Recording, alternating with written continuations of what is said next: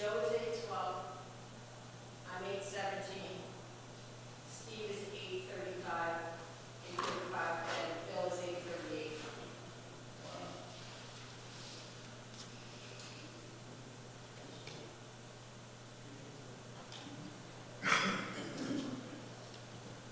I'm going to add an hour.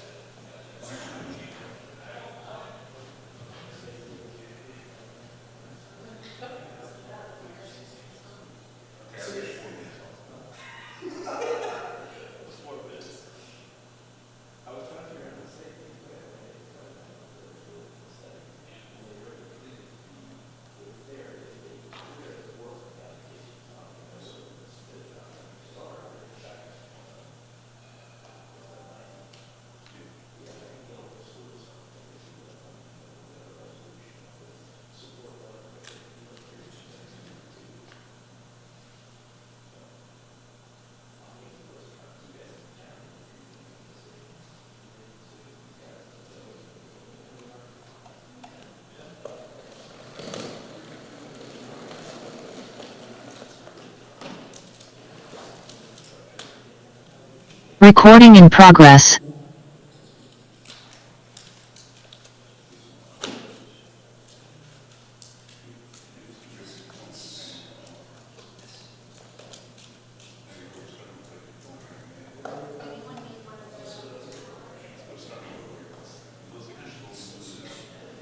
Actually going dual case.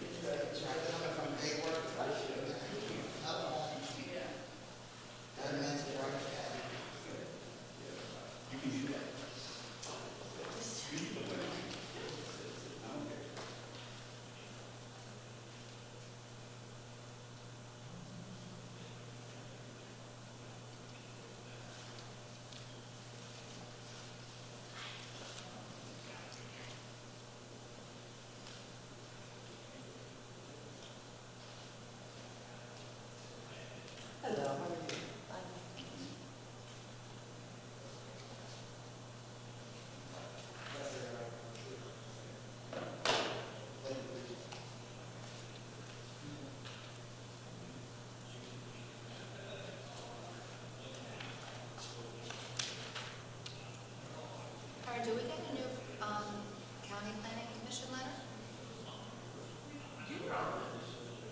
I got the one in September, but did they do another one?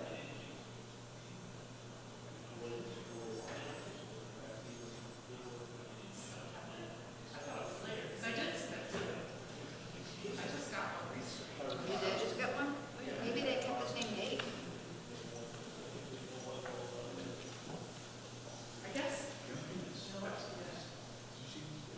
Is Pat putting that in?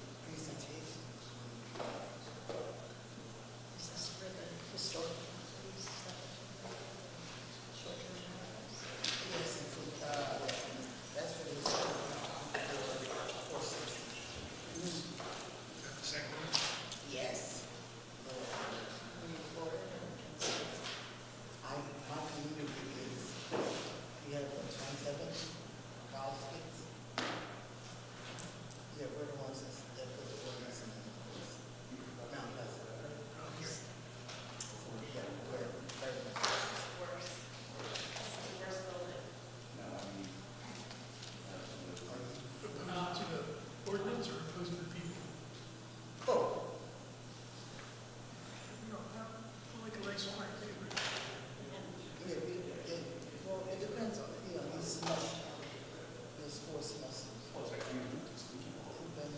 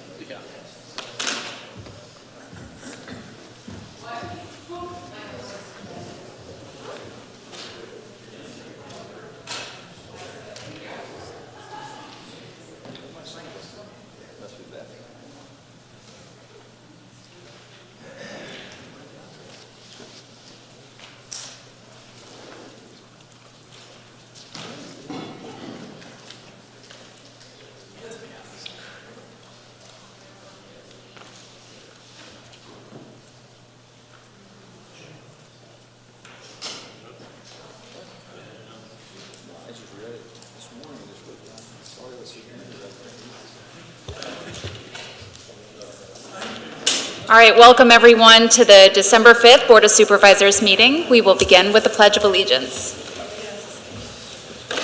Pledge of Allegiance to the flag of the United States of America and to the republic for which it stands, one nation, under God, indivisible, with liberty and justice for all.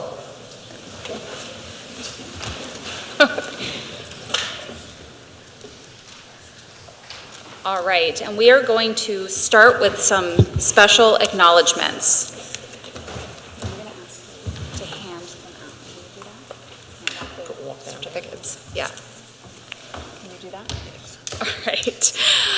The Board of Supervisors, staff, and residents of the Township would like to acknowledge and thank the sponsors for our 2022 community events. Without support like this, Park and Recreation might not be able to provide gatherings like the annual tree lighting, movie nights, Community Day, 4th of July celebration, and summer concert series.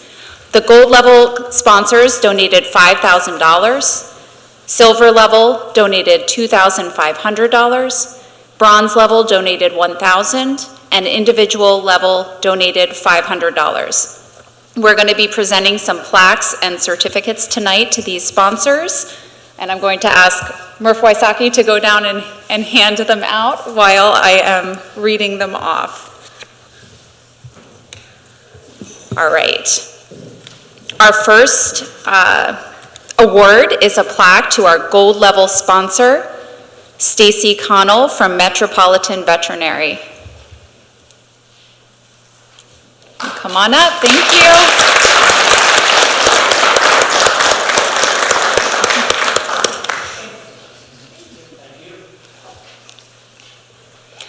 Next, we have bronze level sponsor, Pat McKenna from Gothorpe Greenwood.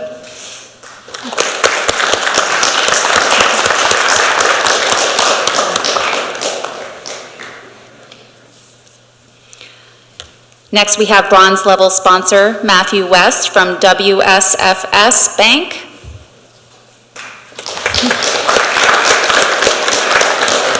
Not here tonight. Okay. Then we have individual sponsors, Will Graff and Brian Marengo from Brown and Caldwell.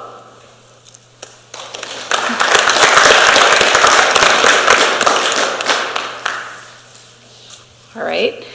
And then we have a few more who are not here tonight. We have gold level Mainline Health Paoli, silver level Rubenstein Partners, and other bronze level sponsors, Citizens and Northern Bank, Pico Exelon, US Bank, and Walsh and Nicholson Financial Group. Thank you, everyone. Really appreciate the sponsorships. Now we are going to move on to a couple of public hearings. And first, I'm going to call to order a public hearing to consider and possibly adopt H.R. 459, short-term rentals for historic properties. We'll start with Mr. McKenna. Thank you, Dr. Gussie. I have marked the following board exhibits for the hearing this evening. Board Exhibit 1 is the proof of publication of the notice in the Daily Local News on November 12th and November 19th, 2022. Board Exhibit 2 is the proof of publication of the notice in the Mainline Suburban Life on November 13th, 2022. Board Exhibit 3 is the email distribution list for those who have asked to receive notice of the public hearing dated November 14th, 2022. Board Exhibit 4 is a copy of the ordinance for consideration of the board for adoption this evening. And Board Exhibit 5 is the copy of the Chester County Planning Commission review letter of the draft ordinance dated November 16th, 2022. Those are the board exhibits for this hearing. Thank you. Do we have a motion to adopt ordinance HR 459? Second. All right, do we have any board comment? Madam Chair, but before we begin, also, if there's anyone who is going to comment on any of these public hearings tonight, please use this podium here. It's connected to our hearing assisted device so that both people in the public and the court reporter can hear it better. So, thank you. Thank you. Do we have any board comment? Do we have any public comment tonight? Come on up. And please state your name and your address.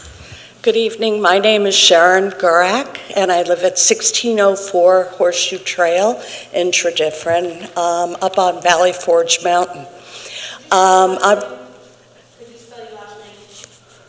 I'm sorry? Spell your last name. Gurak. And my husband Randall is here with me. I believe he's going to make some comments as well. I'm here today because I just found out about this ordinance last week. I understand there were notices published, but for some reason we didn't see them. But our point is I'd like to offer a very small amendment to the ordinance as proposed. And I have copies here. May I approach or, okay.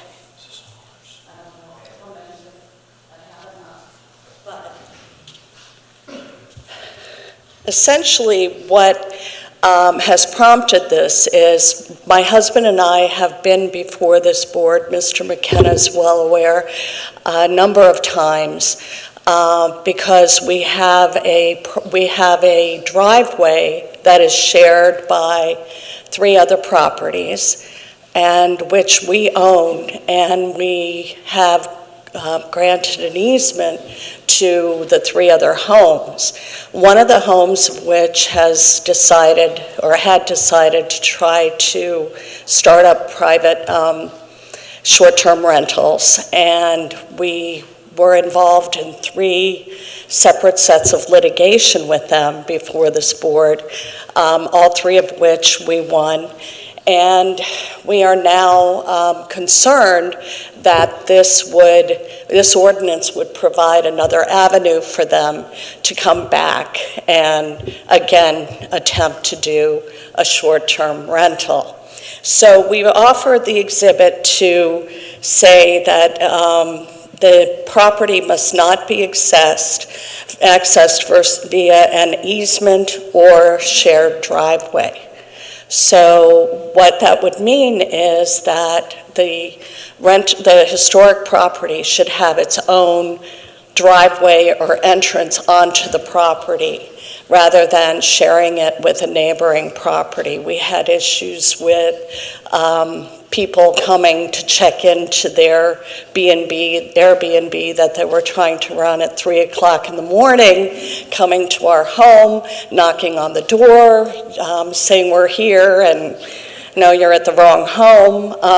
So we would really like to respectfully request that you consider this amendment at this time.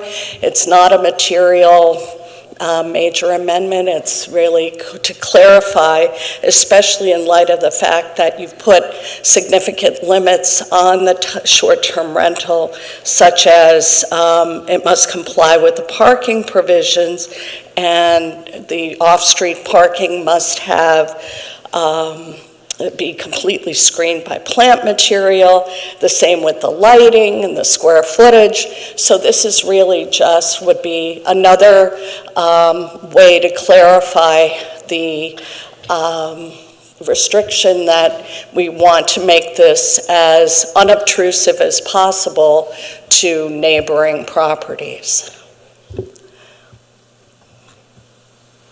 One question I have, I thought that the property that you're just talking about is not a historic property, so I don't think it would be that specific case would not be eligible. So I think that is the Under case. this. We did look into it last week. Mr. Brennan, your Yes, attorney, yes. called us, and Mr. Martin and staff did review, and it did not appear that the neighbor's property was listed in the 2003 Historic Resources Survey. Now, obviously, that survey could be amended at some future date, but it didn't appear, and I did not review the list. I'll defer to those in the staff who did, but it did not appear that it was on the survey. Therefore, the ordinance would not apply to that property. Well, what happened was with the last hearing that we had got an agreement from the property owner that as long as they own the property, they would not seek to obtain the property for short-term rental while they own the property, basically, under any ordinance, even if, because the issue came up, well, what if the township decides to then approve short-term rentals for their type of property? The concern I have is if they go to sell the property, and my understanding is they've flipped homes and have a history of living there for very short periods of time. So I'm concerned that my husband and I are hoping to stay here for a long time. We love it here, and we especially love Valley Forge Mountain. And we don't want to have to come back in front of you to then fight off another potential use if the property is sold and the new owner seeks to then conduct a short-term rental business on their property. But And the fact that it's not historic, I'm sorry. Sorry. We're only allowing it in it's very specific where we're allowing it. It's historic properties. So I don't know that it would be eligible in any sense in this ordinance here. I believe it would be, actually. It's a very old property. It's one of the, and they mentioned during some of the hearings that, oh, this is historic. In fact, Patty Benson, who is, okay, so she came to testify on their behalf to say that this was historic, probably the most historic property in the township. I believe Mr. McKenna probably recalls that. And it came as a surprise to me that it wasn't on the list. And my concern is with this very small amendment, it would head off any potential problems for other properties as well that may end up having the issue in the future. Are there any historic properties that we know about that have shared driveways? I did not specifically look at shared driveways. I will mention that in order to get this use, which it wouldn't be eligible for the property up on Horseshoe Trail, there's no properties on Horseshoe Trail that are in that 2003 historic survey. But they do need a special exception from the zoning hearing board. You know, they would have to go through that process. That might be a time where they put specific restrictions on individual properties, like no shared driveways. That could be done during the zoning hearing board process. the other thing that I'll mention, just from an amendment standpoint to the comment that we had received, unfortunately, it's not a very simple process to amend a zoning ordinance, particularly at this point. So if the board is inclined to do so, you can't really act tonight on the draft. It would have to be amended, go back to your planning commission, be re-reviewed by the county planning commission, be authorized for advertisement, and then be acted. You're probably looking at another 3 months or so of time, which is not to suggest that you can't do it.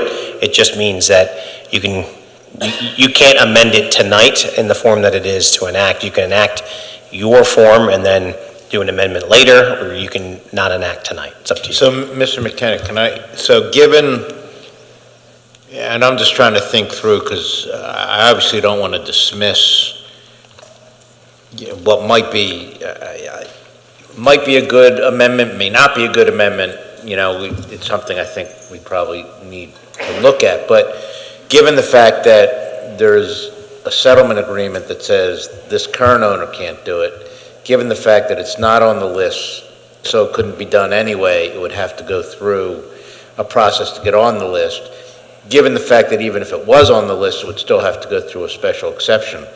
Does that give us time to be able to pass it as is and then consider a further amendment based on this language, that we can take that through the planning commission and see if there's unintended consequences, or if it works, or if there's other language that might work? I would certainly think so. Just to get on the 2003 list itself is a rather involved process, whether brought upon by the landowner or the township. So I would certainly think it would give you ample opportunity if you would then like to review the draft and consider amending it. Because what I was thinking, not to get too into the weeds, is you're not going to have any non-conforming use issues or anything like that, because it's not something they're allowed to do at this point anyway. Correct. So just to amplify or continue with Mark's thought, so this, I mean, I agree, this is interesting and something we didn't think about, honestly. So process-wise, we could pass the ordinances we have it today, and then immediately proceed to consider this amendment. Is there any downside to that? None of which I'm aware, no. I mean, you can consider amending an ordinance at any time. So whether it was after tonight or a month from now, with this ordinance or another, so you're certainly welcome to do so. I guess I'm more like asking, is there advantages to waiting to get this updated, to do it once, or to pass it now and then amend it later? I guess that's really the question. Well, I think from my standpoint, given all that's gone into getting this ordinance to this point, particularly over the last year, my recommendation, particularly given the comments from Supervisor Freed, since you have time and probably won't have much of a risk of short-term rental complying with this ordinance, I would suggest you go ahead and enact it as it is today, unless there's other concerns that you may hear from, obviously, and then begin the process, if you'd like, of reviewing an amendment such as has been suggested tonight. And we have an ordinance committee that we could plan on one coming up, just to discuss, because I think there are, how many historic properties have shared driveway? Would this actually, I think there are a couple of things that we could discuss just to see if it's something to consider at all. So I think that's a good approach that Mr. McKenna mentions. All I'll just say is we're looking at a set list, 2003 Historic Resources Survey, period, right? Not as amended. This is the whole universe of properties. Is that as it's currently drafted? Because we did not say as may be updated and revised. There would have been no intention. So if it's on that list, that's one thing. This property's not on the list. That's true.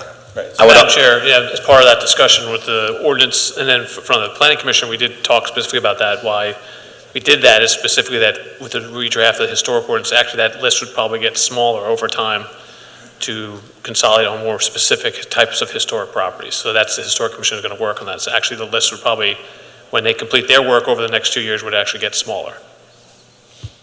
The only other thing I'll just note for the record, I marked a copy of the revised document that you provided as a board exhibit for the hearing this evening as Board Exhibit 6, so that will stay with the record for the hearing this evening. Very good, thank you.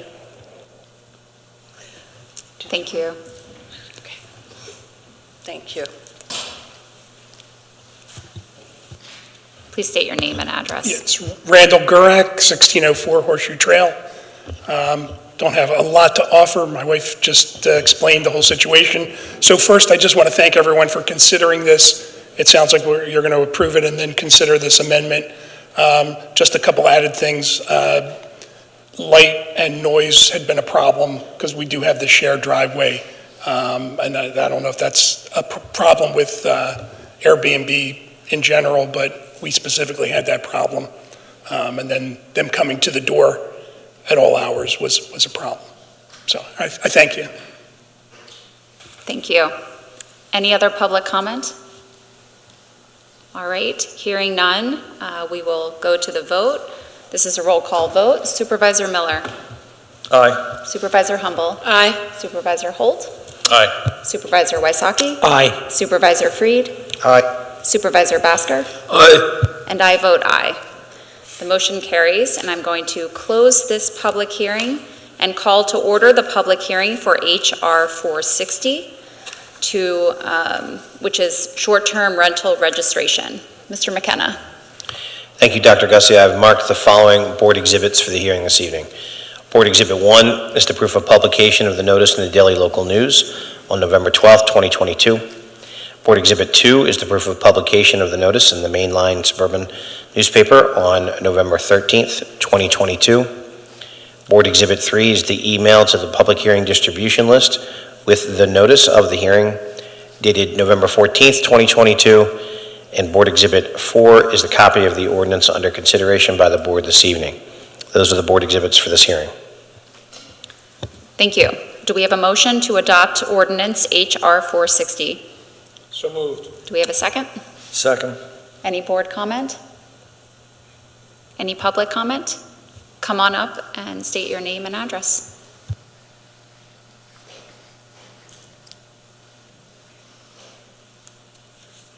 Good evening, everyone. Donna Shipman, Shipman, 941 Mount Pleasant Avenue, Wayne, PA. I'm kind of new to this rodeo, so excuse me if I'm asking redundant questions. But with this HR 460, when you say short-term residential dwelling, does that include the college kids?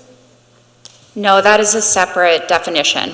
That follows the student housing registry ordinance, or I'm not sure what it's called. The student housing registration rental ordinance that's already on the books with the township. But what about the subletting that they do for short term? Like in the summertime, a lot of those kids, instead of giving up the house, they sublet it to their friends. So is that? None of that falls under this particular ordinance. That's in the existing student housing ordinance. Okay. Is it in the future or near future to revisit the ordinance that was passed some years ago for updating to give the police more tools to work with to tighten our belts? Because, you know, we in Mount Pleasant are getting slammed. First, it was a speakeasy that was run during the summer. The police couldn't go in because it was private property, but they had blue tarp all the way around the property.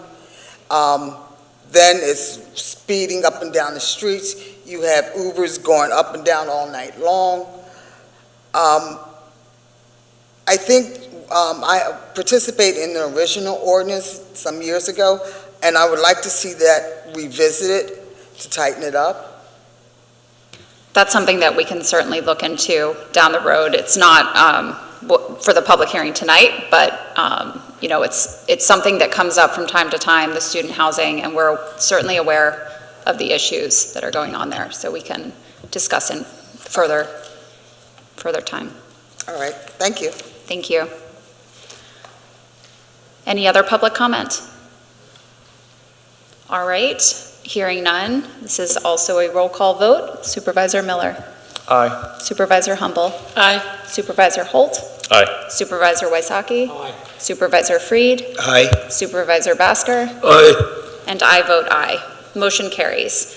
And I'm going to close this public hearing, and we have one more tonight, and I call to order the public hearing to consider and possibly adopt HR 461, compatible multi-family dwelling or apartment house. Mr. McKenna? Thank you, Dr. Gussie. I marked the following exhibits for the hearing this evening. Board Exhibit 1 is the proof of publication of the notice in the Daily Local News on November 12th and November 19th, 2022. Board Exhibit 2 is the proof of publication of the notice of the hearing in the mainline suburban newspaper on November 13, 2022. Board Exhibit 3 is the email to the public hearing distribution list regarding the notice of the hearing dated November 14th, 2022. Board Exhibit 4 is a copy of the ordinance under consideration by the board this evening. Board Exhibit 5 is the Chester County Planning Commission review letter of the draft ordinance dated November 21st, 2022. And Board Exhibit 6 is a copy of the applicant's presentation that will be shown here this evening. It was posted to the Township website and received today on December 5th, 2022. Those are the board exhibits for this hearing. Thank you. Do we have a motion to adopt HR 461? So moved. Do we have a second? Second. All right. Do we start with the presentation or with board comment? I would suggest we move to the applicant before we have board comment. Let's do that. Good evening, everyone. My name is Denise Yarnock. I'm here on behalf of the applicant. As mentioned, we're before you tonight on a request for an ordinance amendment to Article O, Office District, in the Township zoning ordinance to add a compatible dwelling multifamily use. And we have been working with the Township for the last year or so with staff and in different meetings with consultants as well as with the Planning Commission. We were before you earlier this fall when you authorized us to move forward, and at that time we did give a brief presentation about what this ordinance has to do with. We since then went to the Planning Commission. The Planning Commission had some comments. We made some adjustments to the ordinance to address their concerns, and that's what's before you this evening. I have a set of exhibits which, as the solicitor mentioned, you did receive, but I actually have hard copies which I'll hand out to everyone quickly.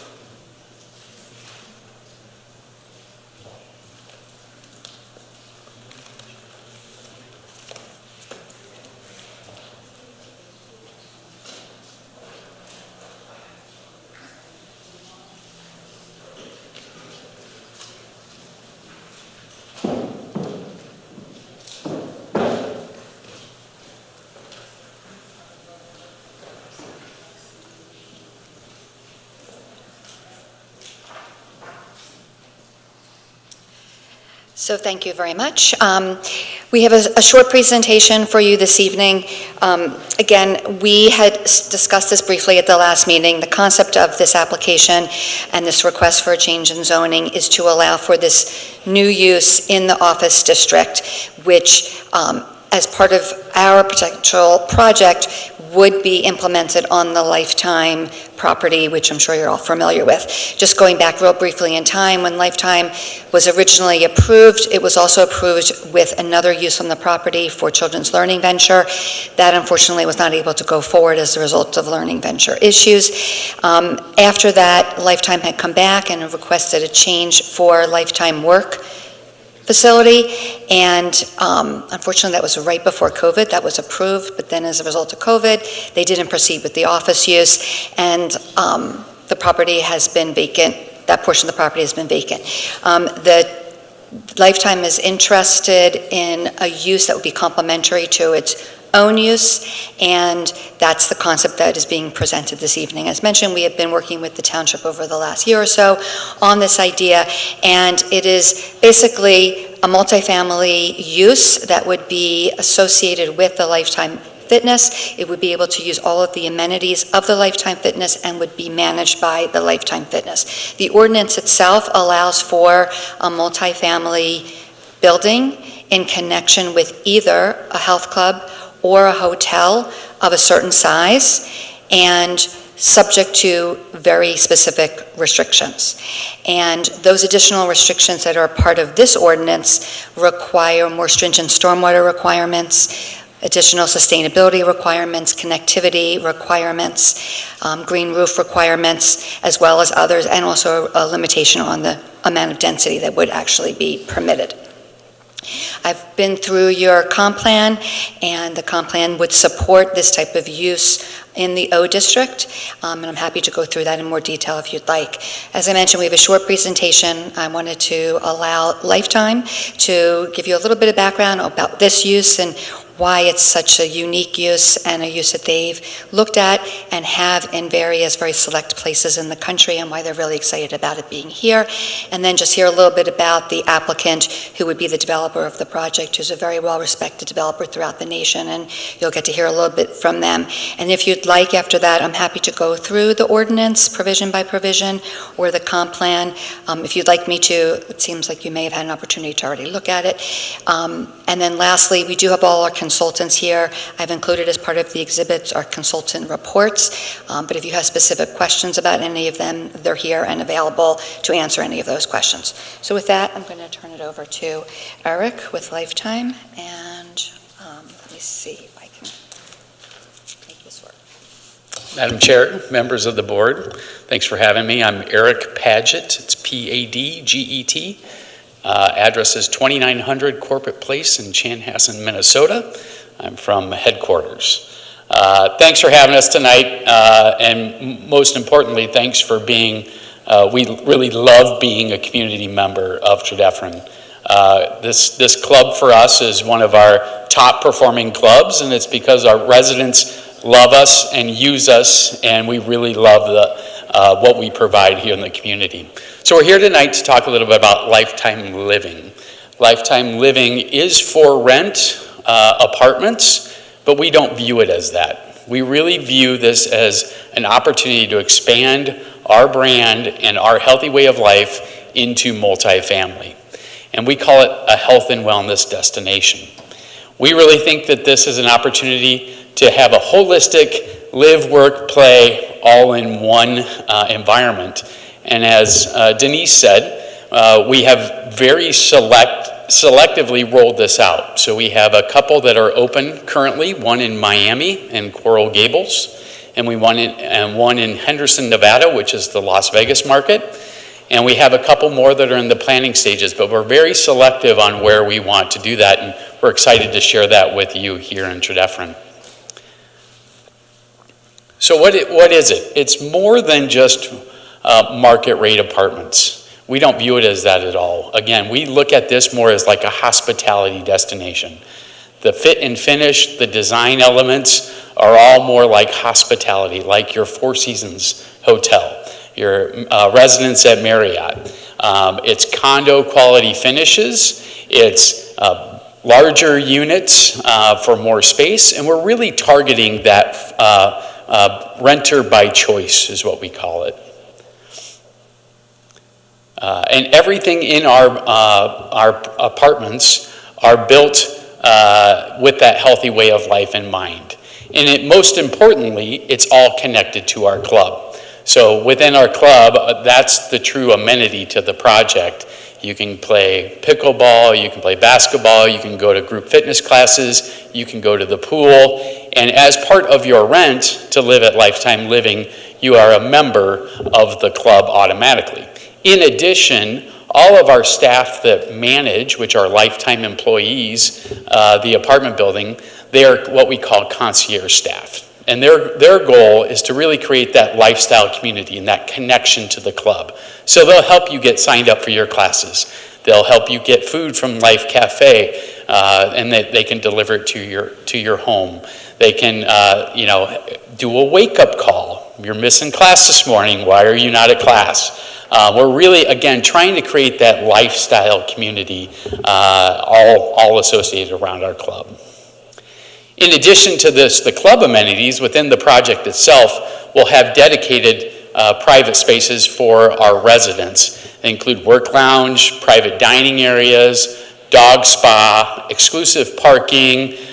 We have private events. We'll have 5Ks for the residents. All those, again, trying to create that lifestyle for our residents. As I mentioned, as part of your rent, you are a member of Lifetime, and it's not just a regular member, you're what they call a signature member. So you get access to all of our clubs across the entire United States, and you also get specialized services.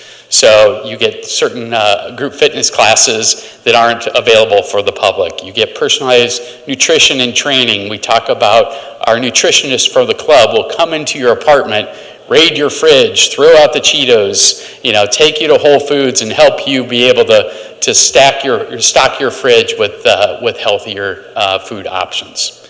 So what does it look like for a resident? You know, it's interesting, in our first couple that we've opened, our residents use the club 2.3 times a day on average. So they come in the morning, they can come in for a morning workout, they can have breakfast at our Life Cafe, they can do work from the club or from the apartment. They can stop back in the afternoon for a sauna, a cold plunge, a hot tub, sit by the pool with their friends, and then, you know, order dinner from our cafe. And it's really interesting to us that we're trying to create that health and wellness destination and create that community, and it is resonating with our members. So we're really excited about it. As I mentioned, we've got a couple open. We opened one in Miami, Coral Gables, in 2021, and with unprecedented success. We leased up a 500-unit apartment building in less than a year, and you know, our members again are coming back or using our club more than 2 times a day. And what's interesting to us is now we're going through that renewal process, and we're having over 75% of renewals coming back. So it's not that transient renter that can be atypical in the apartment industry. And finally, in our Henderson, we opened that up in September of this year. We're already 50% occupied. And I was down there 2 weeks ago, the week before Thanksgiving, and the amount of prepared meals coming from our cafe into the apartment building every day is just resounding. So we're really excited about it, and we're really excited about the opportunity to bring it here to Tredyffrin. Thank you. Good evening, ladies and gentlemen. Thank you for having me. My name is Marshall Teicher. That's Tycher, 75 Eisenhower Parkway, Suite 180, Roseland, New Jersey, 07068. On behalf of myself and Steve Weiss with ROCO, our co-developer in this project, I want to thank you for hearing us tonight and considering this application. ROCO has a long relationship with Lifetime Living and has been a landlord with them throughout the country in multiple locations, including the site here in Tredyffrin. So we were excited when ROCO, who's also our partner in a number of apartment projects in the Northeast region, invited us to join in the development of Lifetime Living here at this property. My company has been in business since 1992. Today, and its original predecessor company was Roseland Property Company, which we sold in 2012 to Matt Calley, a public office REIT who was diversifying into multifamily. I stayed there to continue on as the executive chairman, but in 2016 we launched Canoe Brook Development in my family office and was back in the apartment development business again independently from the Roseland Property Company platform.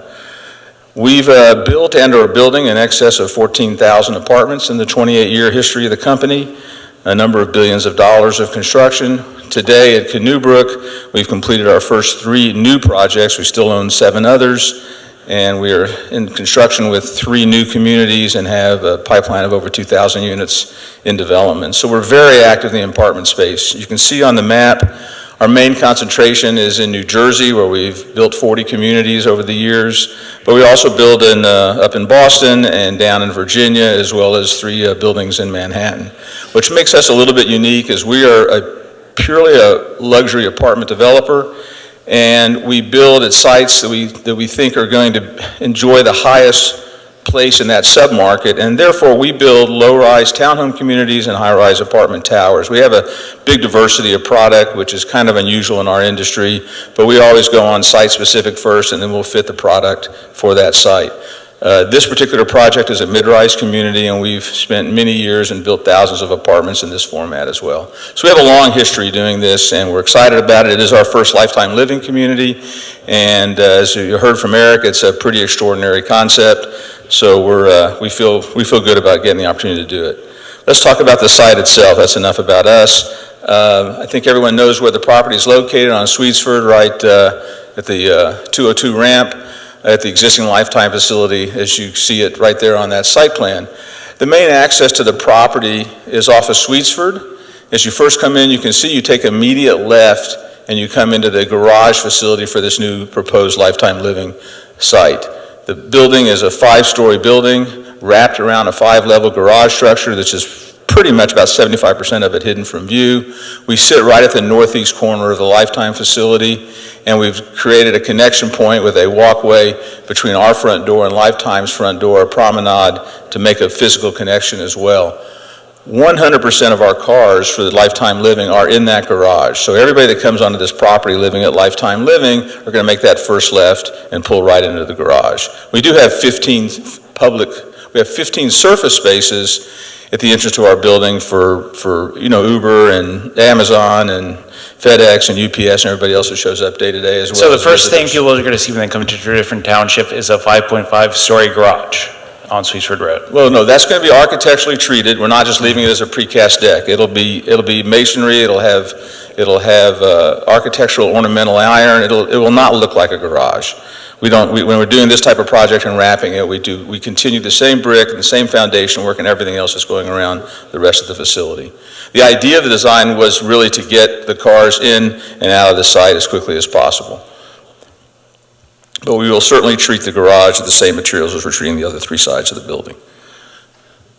This gives you a good indication of the material itself. It's the same stone as in the Lifetime first floor. We want to continue the architecture. It's a transitional architecture, which is adding stone at the bottom and then brick, hardy, and metal panels on top. And the idea is to keep a tone in architecture and scale very similar to the Lifetime building next to it. So we've tried to integrate as much as we can into the site. We are respecting all the stormwater management systems that were put in place. We're actually exceeding what's required, and we're adding a green roof, so we're not accelerating any more stormwater to the property. The building will be a LEED Silver certifiable building. The one thing I would mention, obviously, we're here tonight regarding the ordinance amendment, and certainly any application would have to go fully through a land development process, and all those issues would be very carefully reviewed, and the architecture and the treatment, and the ordinance has a lot of design requirements in it to begin with, plus the additional that has been added by this ordinance. So this is the ordinance itself. As I mentioned, I'm happy to go through it with you if you'd like, or if just answer questions that you might have about it, whatever your preference is for this. So I'm an engineer, not a zoning person or a lawyer, but it seems to me that this is a little bit of using a sledgehammer to crack a nut, because you've got one property, why don't you go for a variance? Why don't you, it seems like, have you gone that route? Have you tried for a variance and been denied it? It seems like this is a lot of work to have the township go through and create an ordinance for one property. Well, it's not written to only permit this use on one property. It's written in a way that it would be available if you could meet all of these stringent criteria to make it this type of beautiful type of project.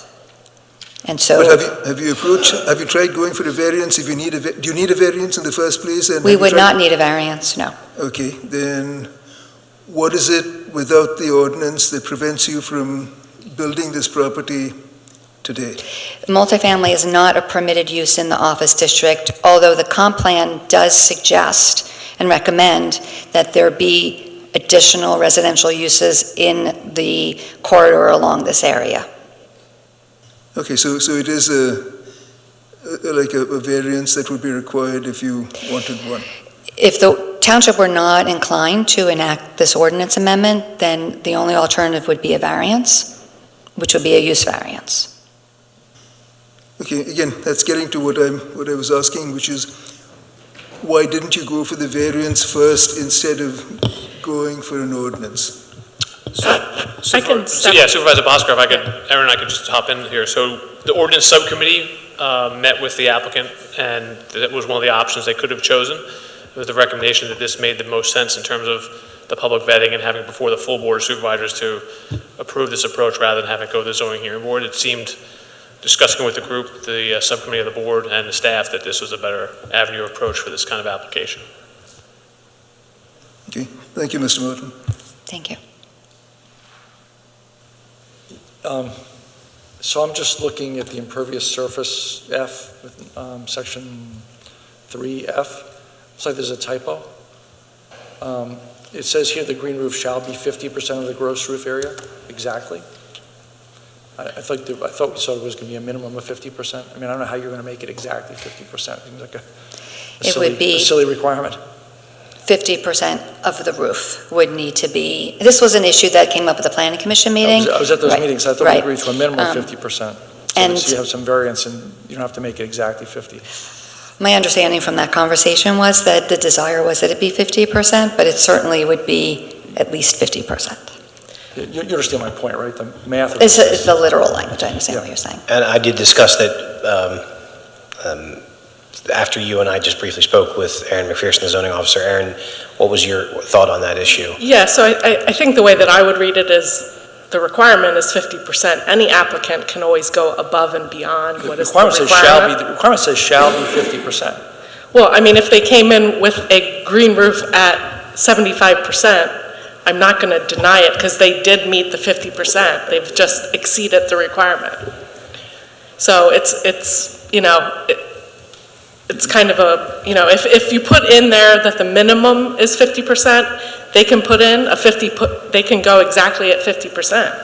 So, I mean, it acts as a minimum because the requirement, you know, is 50%. If they exceed it, you can always exceed a requirement. And it's something, if the board so chooses, that whether you do it as part of this evening or at a later date, that we can clean up, we can add the language, if you would prefer, Mr. Miller, to say, you know, at least or a minimum of 50%.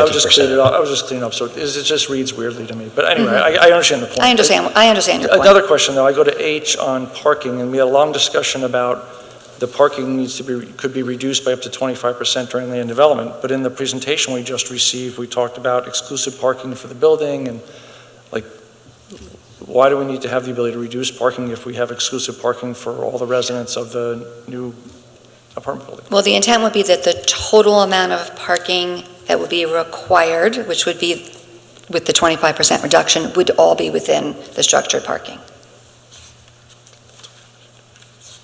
So the required parking with the 25% reduction would all be within the structured parking. It doesn't have to be, it happens to be in this with the plan that we just presented. But that concept has to do with what is the required number of parking spaces, and the ordinance has a requirement, and the request is that it be reduced by 25% because the requirement in the ordinance is so high, it's too high of a requirement in the experience and opinion of our group. I have a question about the parking and the development of the lifetime living. Looking at the map that's within tab 6, it looks like the westernmost part of the development, does that develop on top of existing parking spaces for Lifetime Fitness? It looks to me like it's going to develop on spaces that already exist at Lifetime Fitness. There may be some minor adjustment when we go through land development that we would show. Again, this is a concept plan. This is not an approved plan. We still need to go through a full vetting. I'm just wondering how that affects the required parking spaces for Lifetime Fitness. Because in looking at this, the westernmost part of the proposed new development takes out an entire row, on both sides of parking spaces. Presently there's 3 rows you can drive down and park. And so this would take out an entire row on both sides. So how does that affect the parking requirements for Lifetime Fitness? Lifetime, the proposed plan, once it goes through land development, the intent would be that there would be the required number of parking spaces for Lifetime, which is currently overparked because a lot of parking was built initially, and there would be the required number of parking spaces for the residential. So there would be the right number of spaces for both uses. I mean, if I recall what we talked about in parking, I'm sorry for interrupting you. Go ahead. In the Planning Commission, you said people are going to be living in the building, in the apartment building, and they would be sharing the parking lot with the people who were using the facility, and obviously, in some cases, they'd be the same people. And so that was the logic behind the 25% reduction, not that there was an exclusive parking garage for the residents that was separate from the current members of the club who are using the current parking lot. Isn't that how we sort of got to this? And that's really to your point, which is we're reducing the parking that's available to the current members, who are then going to wonder where they park. I don't get the story here. There's adequate parking, if I'm understanding the question, in the parking structure for the residential use, exclusive for them, and there'll be a gated type of situation, so only they will be able to use it. And then the remainder of the parking is available for all the lifetime residents to use that remaining parking. So maybe I'm misunderstanding your question. Or? I've been there many, many times when every single spot is full, existing spots. So this is going to take out a whole row of existing spots for current lifetime fitness members. So if you get 100 more lifetime fitness members who don't live in lifetime living, where are they going to park? You know, they're already having so many spots taken out. Like, where do they park during the peak times of usage? Right, we've been studying that to make sure that will not be the case, and in our parking studies that we've done recently, as well as over the past year or so, have shown that there is adequate parking. Obviously, from Lifetime's perspective, and I'm sure Eric can assert this as well, they're not going to want a situation where there's not enough parking for their people. So they are very concerned as well that there be adequate parking, and in all the studies that have been done, there is adequate parking for both the residential and for the lifetime fitness. Who drafted this ordinance? I began the drafting, but then obviously worked closely with the township on the language and the planning commission, and we made adjustments and changes as a result of those various meetings. And Pat, maybe you can help, like, where else in the township would this ordinance arguably be applicable? Or in the district itself, throughout that district. In terms of specific parcels, I'd have to defer to Aaron. We actually did look at that, but I don't recall off the top of my head. So it would be throughout the O district, but I don't recall the parcels that would qualify for the... Yeah, I don't have a specific list of parcels that would qualify at this point. So the only entity that we would know would be applicable for this right now, unless somebody can tell me the other wrong, is this property. Well, there's one other property that has a hotel on it that if they can meet the requirements, then they're also in the O district. But other properties that are zoned O, if they were to convert their existing buildings or if they were to start from scratch, they potentially could build a hotel or a health club of a certain size as well as an apartment building. But they would have to meet all the requirements and meet all the underlying requirements and all the stricter requirements of this. Pat, do you see any risk of a spot zoning argument or anything like that for this? Well, I don't want to discuss it in the public meeting setting, but we did examine that issue, and that was a concern that we put back on the applicant because as it was originally drafted, we weren't comfortable with the language, is the best way I can say it. So they went back to the drawing board and expanded the language to make it more expansive to other properties in the district, I think to overcome, with the goal of overcoming any concerns that we had relative to that issue.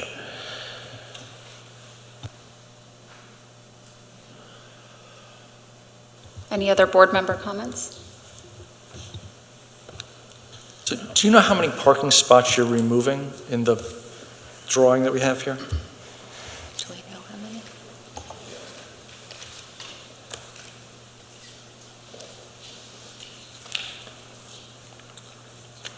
So Lifetime Fitness overall, I'm sorry, Chris Boone with Losard Design, architect, 8521 Leesburg Pike, Vienna, Virginia.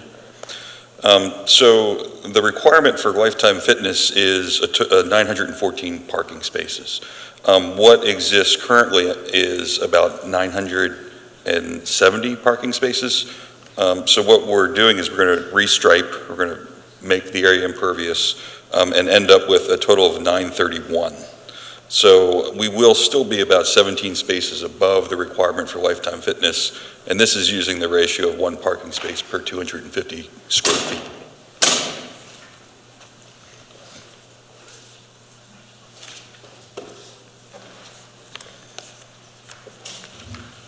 Do we have any other board member comments or questions?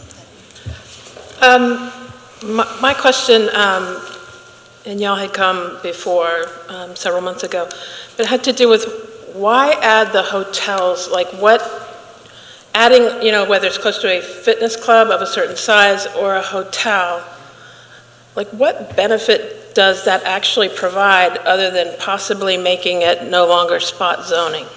And that's a good question, and we looked at that from various sides. And an interesting aspect is that there are a number of hotel brands like the St. Regis or the Ritz that are doing something similar to this, where in association with their hotel, they're building a separate apartment building or condo building where the multifamily building is sharing in the amenities of the hotel and being managed by the hotel, and it's been very successful in different parts of the country. So it's a very similar concept to the health club and all the amenities associated with the health club being able to be used by the multifamily building. And so it seemed to make sense.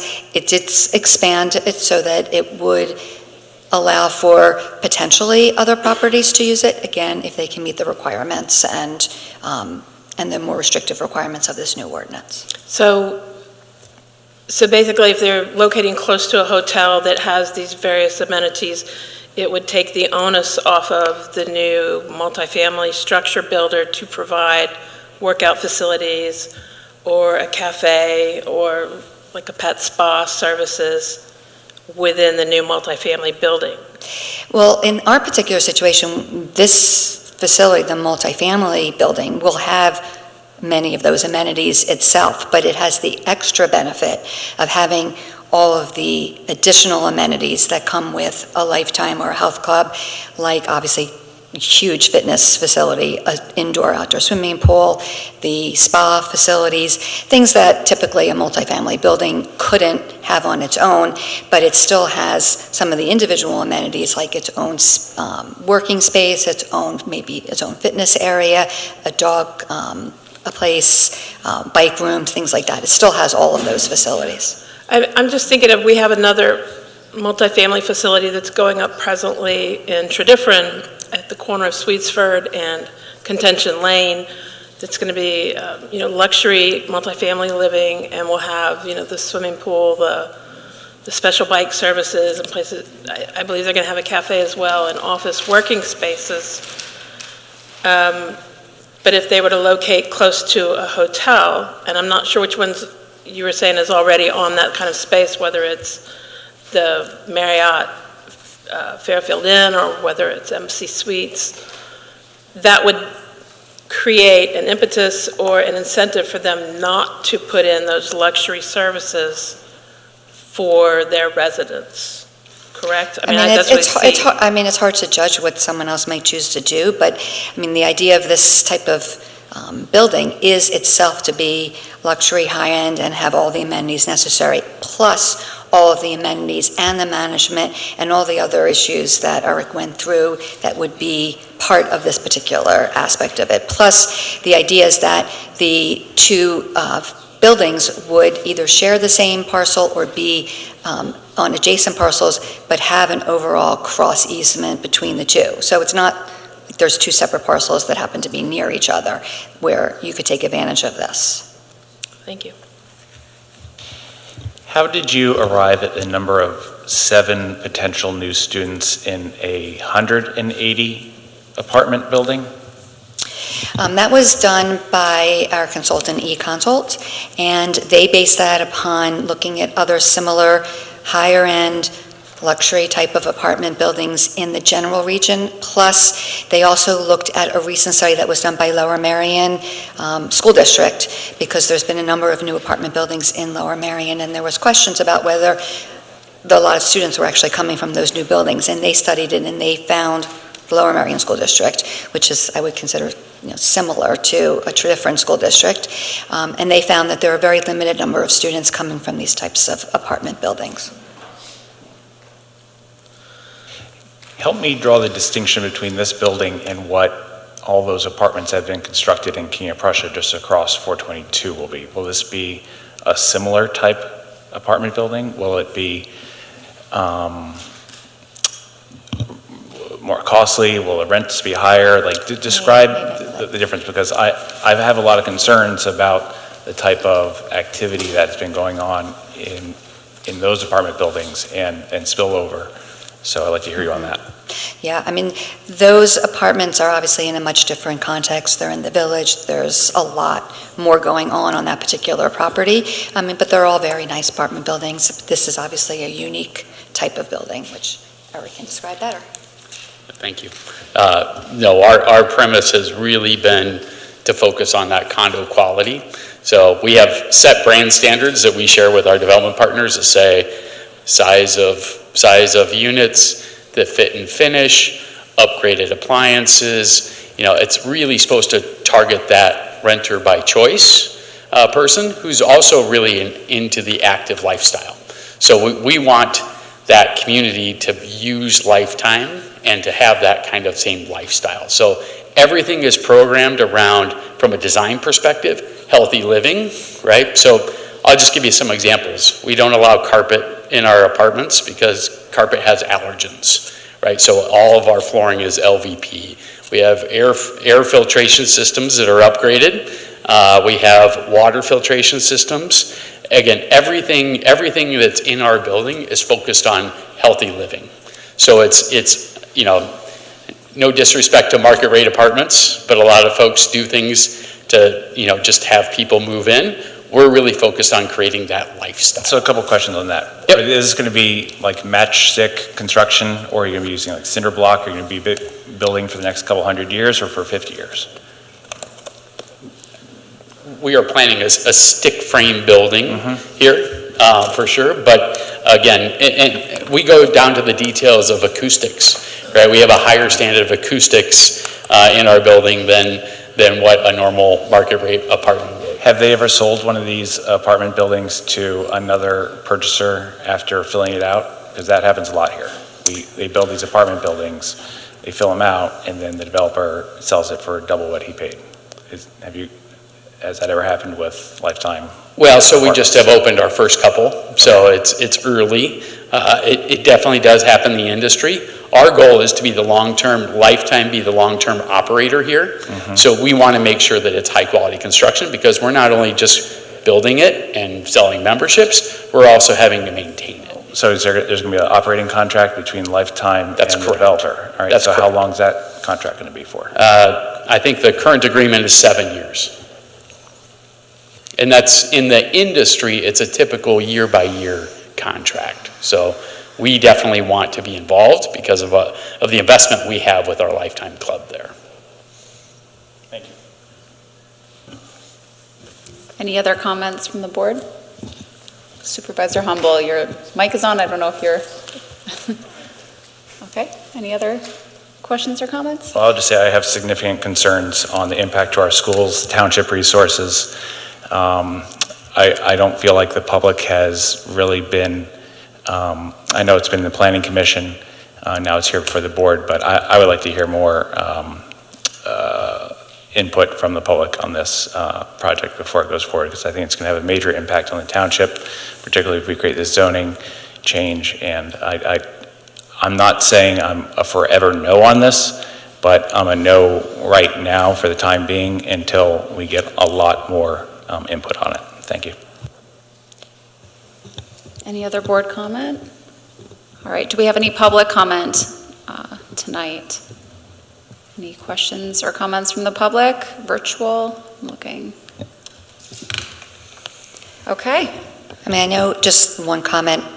to your comment, and I know this is slightly different than what you're saying, but obviously this project is going to go through a much more thorough review as to the plan itself, and I know we spent a lot of time talking about it, but all of those issues are going to be addressed in depth at the Planning Commission on the land development process. Again, we're talking about the use, and I will mention again that the comp plan does recommend that the township consider additional residential in this corridor and in this area. And I think that that's helpful in that the township at a recent point in time considered that additional residential was important and necessary to the township. Madam Chair, just a couple comments. One is, I'm generally not a huge fan of the text amendment approach as opposed to the variance, mostly because I get concerned about unintended consequences and other things like that. In this case, I'm trying to keep my eye on the big picture. I think the use is a positive.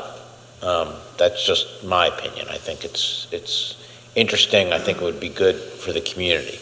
The potential impacts, I think, are things like traffic.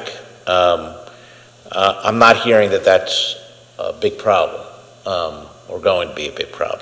The school issue, I think you've addressed. Whether it turns out that way or not, we don't know, but at least you've done the due diligence and looked at it. So I'm, again, unintended consequences are unintended, so it's kind of hard to predict them. But I'm, looking at the big picture as far as, is this a good use or a bad use? And it seems like it's a positive. Are we likely to see a bunch of these things popping up more than the community really wants? It doesn't seem like that's the kind of business model you're going to see people flocking to. So I'm, big picture wise, I'm not seeing, me personally, not seeing the problem. I would be okay with this. So that's just my comment. Does anyone else want to make a comment before we move to the vote? Yeah, I'd like to comment. I was in a lot of the Planning Commission meetings, we talked about this. I was also on the comp plan committee and to understand the need for residential in this area and in these office districts. So I'm supportive of that piece of it. I think every single developer that comes up here and says they need less parking than they do. I have friends who are members of Lifetime Fitness. Your parking lot's full, like it just is on peak hours. That's just the way it is for real. And so to sit here and tell us that we need 25% less parking than required because your study says that you don't need that. The logic, honestly, in Planning Commission made sense to me that you were going to share the parking lot between the building and the club. And now that that's not the case, that whole story just doesn't work for me. So I would propose that at least that piece of it gets changed so the parking, you have to meet the requirements of the township for parking in order to get this passed tonight. That's sort of my view on it. Otherwise, I think it's an interesting use. And we do have, if it would be helpful, our parking consultant here who... With all due respect, every single developer comes in front of us with their own consultant who tells us it's not going to be a problem, and I could take you for a tour and show you problems everywhere in the township, or many places in the township. And I have friends who are members at, I'm not a member there, but I have friends who are members at Lifetime. I did ask them about this idea in general, and that was their number one thing. What about the parking? Like, that was the first words out of their mouths. That's, a small sample, I understand that, but that is just what I'm hearing from residents. I guess one question I have is if you have the people living there and they're parked in their spots and they're also members, does that take away the need for is that like the total membership? And I feel like maybe this was discussed in an ordinance committee, but I don't remember. Is the total membership capped that it's not going to go up massively by is the parking lot going to absorb some of the membership? Well, that definitely that would be the case. I don't think there's any cap per se on the membership. Okay, then no. But certainly the people who live in the building, if they go to work out, they already have a parking spot. So that's not an issue. And again, I'm not sure, everybody has their experiences when they go there. Since COVID and since people have started working different hours, I think they've also found that it's more stretched out throughout the day. It's not everybody coming in the morning or coming right after work. And so the parking has become even further eased from before COVID. I don't know, Eric, if you want to address anything more about that. I can address that specifically for our club here.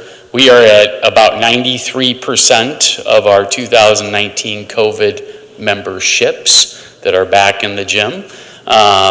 We do a lot of things to make sure that you're getting that exclusive experience. So part of that is pricing, right? So we don't want to overburden the battleship, I call it, right? And so there are things as membership ramps up, we take pricing up to kind of help control that, because it's critical for those that use the facility, and we want our members to use the facility 3 or 4 times a week. We want them to be able to get into the classes that they want, to get the spa treatment that they want, to get in the pool, all that. So parking is of utmost concern. In fact, I spend probably 80% of my days talking about parking, so it is definitely top of mind for us. And in this, we just actually did a study in mid-November, and we're at like 60 to 70% usage at peak times of our parking facility now. So I know pre-COVID it was different, but I think Denise hit it on the head. Habits are changing, and it's not that peak right in the morning, peak right in the afternoon. It's kind of an all-day thing now. So I drove here this morning at 11 a.m. and I'd say there was probably 150 cars in the parking lot.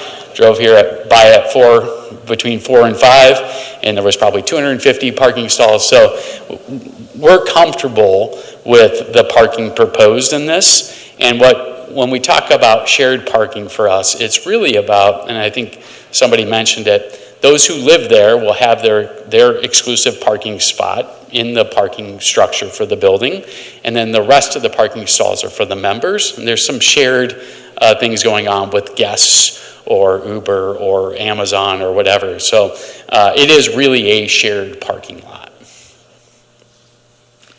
And Mr. Miller, I think you know, so I apologize if I'm saying something you know. The 25% reduction is only as to the residential. We're not suggesting that the lifetime parking requirement be reduced by 25%. That would still meet the requirement. And I just want to say, your comments are well taken about the 10-year comp plan and Supervisor Freed's comments about the use for where it is located in the township. And I can see that, maybe in the future this could be somewhere where we don't want to go and have a project, but we have a new apartment building come online on Tweetsford Road, which hasn't been completed yet and we'll be filling out. There's lots of changes going on in the township right now. I'm just not, and I want to hear more from the public. I'm just not saying that the time is right now. I can see your argument like in the future and it makes sense, but for me, I'm just not comfortable right now. So I just want to make that clear, but I heard you and I appreciate your comments. I just wanted to comment, and again, it's on the parking spaces, where you're seeking a 25% reduction in the required parking spots. And we have been very strict with other new developers and their parking spots, and haven't budged on letting them reduce the number of their parking spots, like particularly the new apartment building that's presently going up. They're having to put in their parking garage so that they have plenty of spots, and it's not taking away existing spots from an existing business. So, that's definitely something of concern, and even if you say you drove by, at 11, there's plenty of parking. I would agree with that time. Between 5 and 6, sure, but it just keeps going up. So as you add membership, the people who would be at Lifetime Living are presumed to be all new members, not the existing members. I think your existing members presently, the bulk of them are not apartment dwellers. And so to take out existing parking that's there for the existing users, and then the Lifetime, I think that needs to be remediated. I will say I don't like the addition of the hotel use as to this proposed new ordinance as a way to try to make it more fair, to make it not spot zoning because it's so unlikely to happen, or because it's so unlikely that another health club the size of Lifetime is going to build in Tredyffrin and then want to build their own kind of, workout living right next to it. I'm not comfortable with that. And so I go back to what Supervisor Bhaskar had asked at the beginning was, why didn't you go to zoning first? Because this appears to try to maybe cover the situation of the zoning better by having a total change to the ordinance rather than it being a variance, but I'm not comfortable with that. A couple things I wanted to mention. We had talked about this at some prior meetings. With regard to the parking, I understand the concern you're raising that there's some spaces that are being removed from the current Lifetime parking area, and we have studied that, and we do have specific information that shows that there is available parking. And again, Lifetime wants to make sure that there is available parking, and they're very comfortable that there is plenty of parking. But with regard to the residential, which is going to be parked in the structure, there's going to be requirements in the lease that requires that the people who lease there must park in the parking lot and not take up spaces within the Lifetime parking area, and there'll be other repercussions if people were to choose to do that. They potentially could be towed, ticketed, whatever it might be. So they're going to make certain that people are not taking up spaces for the Lifetime users. And under the ordinance requirement for Lifetime, we exceed the Lifetime required ordinance spaces. And then I think the concern that people are saying is they hear the people say that there's not enough parking, but we've been studying that, and there is plenty of parking. And Mark, if you want to, since your office did the studies. Yeah, I mean, this, because your office just did all the studies to show there's available parking. Sure, absolutely. Good evening, Mark Roth, ROTH, with McMahon, 1515 Market Street in Philadelphia, Pennsylvania. As Denise mentioned, we have studied this. We've studied it prior to COVID. We've studied it post-COVID. We've done recent studies. And when we look at it during the week from 7 a.m. until 6 p.m. or 7 p.m. in the evening. So we look at it every hour of the day during the week as well as the weekend. We broke the site up into zones, understanding that there is a primary parking lot in front. There's also a parking lot on the side where it was mentioned, where the apartment building would go, as well as some other parking areas. In all situations, and it varies, just as Eric mentioned, it varies throughout the day. And the peak does occur in the evening, as well as on Saturday. And all of our numbers throughout all of our studies indicate that there is plenty of parking on site to accommodate the Lifetime parking that exists today. And really, in our numbers, it's far less than the available parking that's there. I understand that, you may say it's a snapshot in time. However, we've done it throughout multiple days, multiple times of year, and all indications tell us that there's adequate parking, and they're real numbers. Yes? No, I don't doubt what you're saying. It sounds like you're just taking out 30 parking spots from what you had, and you still exceed the requirements for Lifetime Fitness, the health club. How many apartments are you building, and what would our ordinance require for parking in the apartments? 197, and I believe the ordinance requires 2.5. 2.5, and you're doing 1.8? 1.88. Okay. That is correct. That's the 25% reduction. Yes. And our office has done studies with reference to that as well. And we studied actual facilities throughout the area.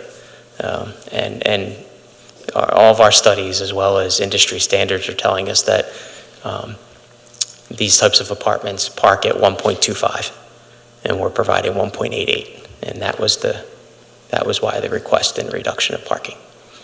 So we have studies to support that as well, and those have been submitted to the township, and they're in your packet. So. So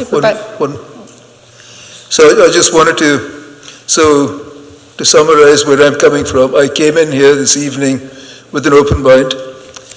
What you have out here looks very nice. And I want to say that I don't have at the moment any concerns about parking or anything like that.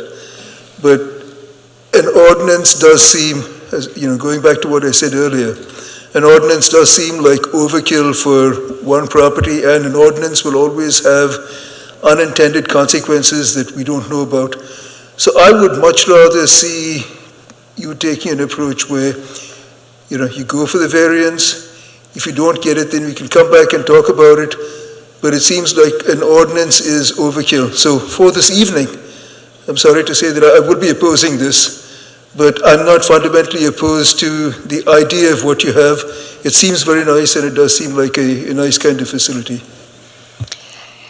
One other, and I will address your comments too, but I just wanted to mention that in other facilities, I don't know if Eric said this when he was up here, they found that 30% of the people living in the building were already members of Lifetime. So that, I think someone had asked that question before about how many people are new, how many people aren't new. So that's a number of people that wouldn't be parking any longer in the lot, they'd be parking in their parking space. I appreciate your comments. And oftentimes, we're in the situation of what's the correct route. And as mentioned earlier, we did have that conversation probably over a year ago with the township and the staff as to what is the appropriate way to go.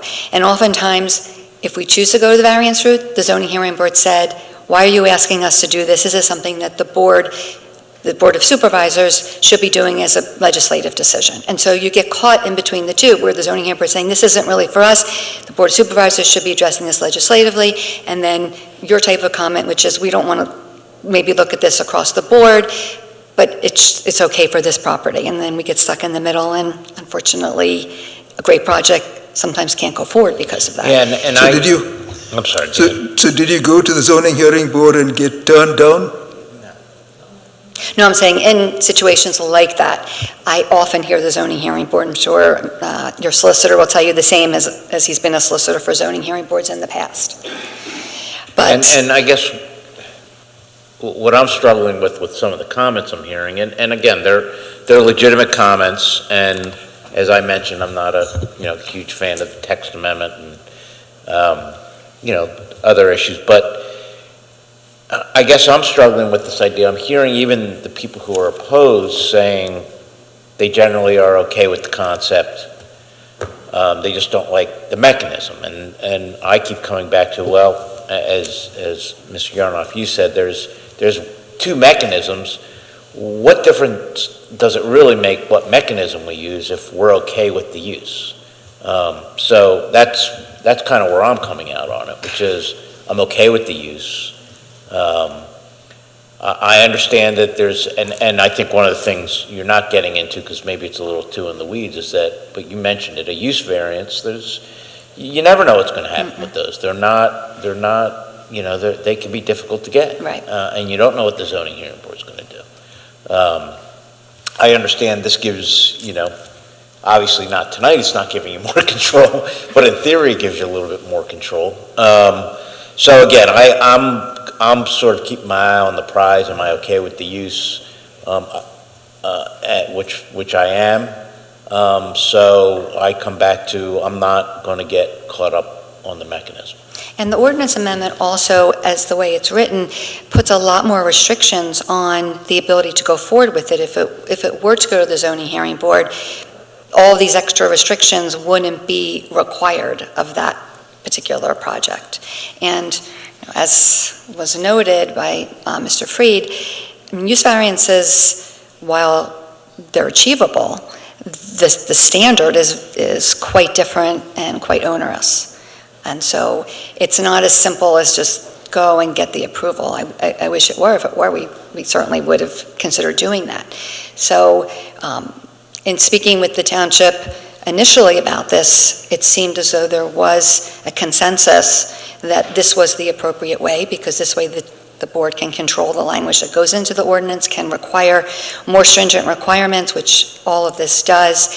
And I mean, certainly if the township feels in the future that there are additional changes that the township wants to make to this ordinance for any potential future project, obviously you can make changes whenever you want. You can always remove an ordinance if you don't like it in the future. So there's still a lot of control on the board's standpoint, particularly if, and I'm hearing the same thing, that there's an interest in the particular project, and it's a wonderful project that has a ton of benefits. It's a great use to go on that site rather than other uses that are permitted in the office district. So it's not as though it's nothing versus this. I mean, there are other things that could be permitted there, but they're just not as complementary to what's currently there, and they're just generally not as good generally for the township. I did have one sort of in the weeds kind of question, and this I guess maybe goes to traffic, which is knowing that you have that, what I'll call large Upper Merion development. Is there any concern that you have this and how that's might impact how will there be the combined traffic or the combined just volume of people? Is that something you looked at, and is that a concern? We did do a traffic study, and no, we did not find any detriment in the traffic. And of course, we had the other uses that were there too. And this traffic was, I believe, equivalent to the Children's Learning Venture traffic. So it was equivalent basically to what was already approved here. This is less. Yeah. Sorry. Actually, this traffic is less than what was previously approved for the Children's Learning Venture. Thanks, Mark. I have another question. How much time has the township staff and our solicitor spent in working to get this ordinance prepared, would you say? I don't recall. Denise, do you recall when you submitted the petition? Well, we've probably had maybe 5 meetings with the township over a period of time, not including the planning commission meetings. And then certainly I've had conversations with the various township staff on different issues. So I think that it's, a significant amount of time has been spent thinking about this and addressing it and looking at concerns and comments and making changes to the ordinance to address them. Yeah, between ordinance committee meetings, planning commission meetings, and presentations, I think that's probably accurate over, I don't know, however many At least many a year, months. maybe more than a year. Probably a year and a half. Yeah, and I'll just, I'll echo some of Supervisor Freed's points that this mechanism was recommended by our staff after much discussion as the preferred approach. So I just, I think some of you were not in the ordinance committee meetings to hear those discussions, but it was recommended. Uncharacteristically, I wasn't going to say anything, but it's obvious to me that I just had to. I like the use. I like the concept. I think it's going to work. I like the restrictions. I read the restrictions again today. You wouldn't get those before the zoning hearing board. Ain't no way. And you'd go before. It will be an open book. Maybe you get 1 or 2, I don't know, you get questions, but not in this detail. Like them or leave them, any of us. And then you go to back to the planning commission for planning commission approval, and then are you going to go through all this again? In other words, are you going to get the restrictions that are already here where you've gotten before you got to the final zoning ordinance? I think that you got some of these from the planning commission. So they're already here. And you go back to the planning commission, and I'm aware of other projects, not like this, other projects that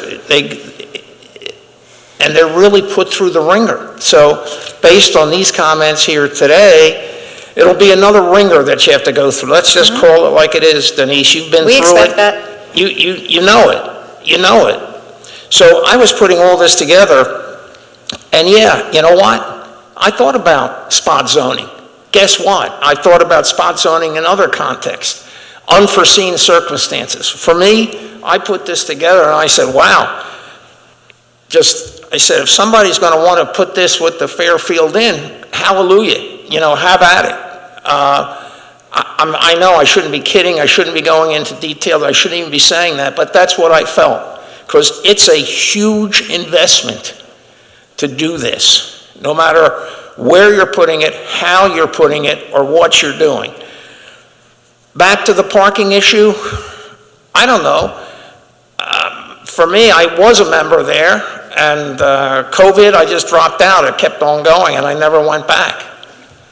But, it's anecdotal. It's anecdotal, what is really tight parking, or if you have to walk for a little distance, that's tight parking to some people. To other people, it's not. To me, it wouldn't be a big deal. I got a parking place. This is great.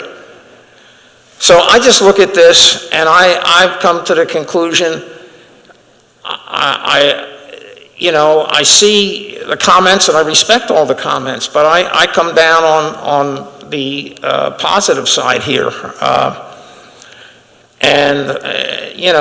Again, I like the concept, I like the use, I love the restrictions. Well, one of the restrictions I know that you do love is the additional requirements on stormwater management, and we all know how important that is to the township and how much time the township spends on stormwater issues. And we have added additional requirements for handling stormwater over and above what's required in, I'm sure. I like that. In other words, that's one thing I said, it's like right here in the ordinance, at least 25%. That's like, to me, I thought that was a good faith effort right there in an ordinance. If we can get more, it'll be at least 25%, right, Aaron? So if we can get more, we'll get more if we can get it. But so I looked at that and I said, okay, that's where I am. I understand where the parking issues are. And we lose 30 spaces approximately, but I think at the end of the day, I think at the end of the day it would work out. And if we had, I'm just going to leave it there. So. All right, any other comments? When's the last ordinance committee update that we had? The last one I'm looking at my emails is from July. Did we receive any ones after that regarding Lifetime Athletic? I'm just trying to... I don't think it was just, when was the last I don't know meeting that we discussed? I don't think it's been on our agenda. It hasn't, because it was in the planning commission process. Yeah. So once it kind of went to the planning commission, there was revisions made to the ordinance. It actually went to the planning commission twice. So that I think each time there was some revisions that were made to it, but it wasn't, again, the concept was looked at, in the Maybe ordinance subcommittee, but we didn't take it back every time we went to the planning commission. Yeah, I think maybe we had 2 ordinance subcommittee meetings on, and then it went to planning commission twice. I think that's... All right, I'm just trying to figure out how the information that came up to the Board of Supervisors, July is the last. July was the last email, which said that no BOS action is currently imminent. So I'm just a little concerned also about process here and how the information came up to the Board of Supervisors. That's just a general overall comment I would like to see improved. So that's more us than you. All All right, any other comments? Yeah, the only thing I would add is I've been reporting about this in my planning commission updates regularly because we've been in planning for a long time. And David, can you comment on the overall planning? Was it an unanimous vote? What was their final? Sure. Yeah, I mean, it was a pretty intensive process, just to be clear. As you and Steve Burgo and others will recall. I think we asked a lot of questions, and then they asked a lot of questions. There was a lot of thorough discussion. It was unanimous approval at the end of the day. And in between, we actually had a meeting with the subcommittee of the Planning Commission to go through their concerns and comments and then make further adjustments to the ordinance amendment. Yeah, as I said, I mean, I've been in favor of the plan itself, I mean, the concept for a while. I mean, my big issue on parking is just tonight when you suddenly bring up, I mean, like I said, I bought the argument that it was a combined parking facility and the people in the apartments would be parking at night and people of the day would be parking in the workout facility or the Lifetime Fitness Center. There will be shared parking, but No, I the get it, residential but is... I'm just telling you, like, I'm just unhappy that the story suddenly changed tonight. That's my big issue. And Yeah, it totally did. Let's not even, I don't want to fight about it. Like, that's how we got the 25%, and now it's changed. But anyway, that, independent of all that, I still think it's an interesting idea, and I think it's something that would be a benefit to the township. I mean, Any other comments before we move to a vote? I missed the last thing that you said. I just said any more any board more comments before we move to a vote for public Do you mind comments? would you poll the board before you take an actual vote? That's Do we not have a something, public not something we typically do, Why do we do that? It looks like we have a public comment first. And we do have a public Let's go ahead comment. and take this.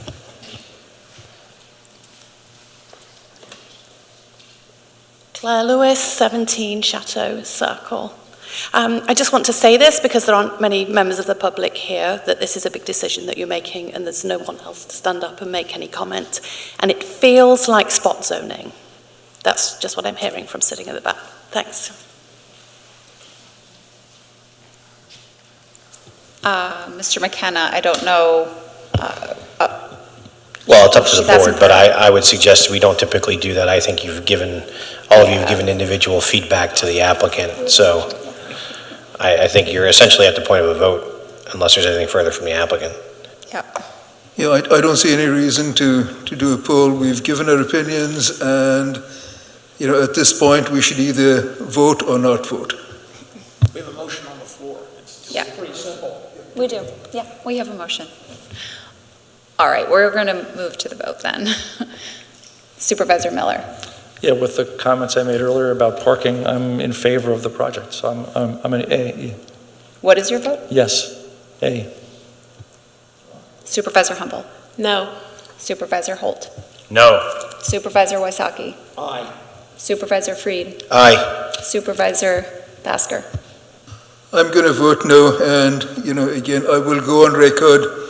The township established a process for managing development. And here we're doing an end around the process, so it seems like we don't trust our own process. I have to vote no. And I am going to vote aye. So the motion carries 4-3. Thank you. All right, I am going to close the public hearing and move to our public meeting. And we will begin with announcements. The Historical Commission meeting that was scheduled for November 16th has been rescheduled to December 14th. There are open positions on the Municipal Authority, Park and Recreation Board, Library Foundation Board, and Park and Recreation Foundation Board. If you are interested in volunteering, please send a letter of interest and brief resume to the Township. The Tredyffrin Parks Foundation has kicked off its third annual Holiday Lights Competition. Check out teparksfoundation.org for more information or how to participate. Now we move to the approval of minutes. Do we have a motion to approve the minutes of the November 21st, 2022 public meeting? So moved. Do we have a second? Second. All in favor say aye. Aye. Anyone opposed? Motion carries. Now we move to township business. The board met in executive session prior to this meeting to discuss personnel matters. And next we have a motion that we are actually going to table tonight to the next meeting. Do we need to vote to do that, or? You can. There's nothing, unless anyone objects, I guess, is the way I would note it in the minutes. Well, unless you have a motion to consider it, it basically gets tabled by default. Okay. Correct. So we are tabling that motion, and we are moving on to the motion to approve providers and their 2023 rates for towing and storage. Chief Beatty. Thank you, Madam Chair. Chapter 195, Article 5V of the Tredyffrin Township Codes requires the police department and the board to authorize the towing schedules or towing rates and facilities for each year. This was brought to our attention after we did a internal review of our providers. The providers that currently serve Tredyffrin Township do an excellent job, and they complied with the request to provide their rates for 2023. At this point, we're looking for approval of the 2023 towing and storage facilities as required in the chapter, including their 2023 fee schedules. The towing outfits would be Able Brothers Towing and Automotive, Tom Dorr Automotive Services, Ed Ford Service Center, Conestoga Collision, and Tommy's Mainline Towing. They all submitted their fees and proof of insurance, and like I said, they've all been doing a good work on a rotation for us throughout the last years, or several years, over years, many of them. I'm available for any questions if needed. All right, do we have a motion? So moved. Second. Any board discussion? Actually, I have a question for the chief, which is that if you look at these rates compared to, essentially what we're doing is giving some set of towing and storage outfits sort of exclusive use to or exclusive referrals. So the question is, how would their rates compare with, commercial rates that exist in Tredyffrin or other nearby townships? I did a brief check, and I did find that the rates are consistent with some of our neighboring towns. Radnor a little bit lower in their adopted rates. West Whiteland right in line with the submitted rates. If you look at the rates, even though there's a slight deviation between the actual tow, if you go across the different fees if you add it up, there's variations and little deviations of their total impact fees. But the good thing is the fees are set, and if you weight them out, they are all basically in the same ballpark. One of the things that happens is, and people don't understand, when people go to these garages and try and recover a car or from a crash, a crash like the insurance companies, they have to go into the facility. They're taking personnel from that facility away from whether it's a mechanic or whether it's an office person to go with them into the yard while they're doing their assessment of the vehicle. So that's what some of those you see as lot and gate fees are on there. And there's other administrative fees. But that at least people know what the rate is, and it's set. And it's in line with what I'm seeing around the area. I don't see it's not gouging. And by far, the service that we have in Tredyffrin, the ability to have 5 providers the competition keeps them in line with each other. But also for us, by covering the region we need to have multiple. There's events and snow events and weather events and emergencies that one provider just can't handle it. And they'll actually go to the other providers that are on this list and work together to provide the services to the officers. And for the community, the best thing is to get the vehicles out of danger, get the roadway open as quickly as possible, and then let things work out as they happen afterwards. Thank you. Thank you. Any other board comment or questions? Chief, is there a reason that we have different prices across the various companies? To my knowledge, we weren't setting the rates. We were asked each of the providers to provide their rate, what they charge for their operations, and some serve other municipalities. To my knowledge, I don't know that we haven't been setting the rates previously, and I didn't want to get into that. I'm not sure if I'm authorized to get into that. So we talked earlier a little bit about the fact that our ordinance for towing could be updated to reflect kind of what some of our surrounding communities do. Does that make sense to you? Yeah, I definitely think we're under a time constraint to get this approved for 2023. It could be a caveat to have this as an asterisk to say, hey, these are the 2023 rates pending a final determination on an approved or improved ordinance. Any other comments? Any comments from the public? Okay, all in favor say aye. Aye. Aye. Anyone opposed? Motion carries. Next, we have a motion to approve the proposal from the lowest qualified bidder for the Tredyffrin Library renovation project. Mr. Duraco. Thank you, Madam Chair, members of the board. Tonight, we're asking the board to award the bids for the library roof and HVAC project. The general/site construction work, so the roof work itself, the low bidder was FW Howder, $592,897, and the mechanical portion, the HVAC, low bidder was Hirschberg Mechanical, $196,385. So total construction bids were $789,282.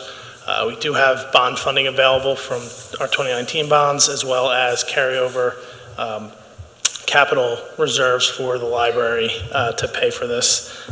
This is budgeted for '23. We have experience with both Howder and Hirschberg, as they've done work both for the Township renovation and the new building. So happy to answer any questions. Thank you. Do we have a motion? So moved. Second. Any board comment? Yes, Madam Chair. Yeah, Joe, this is great.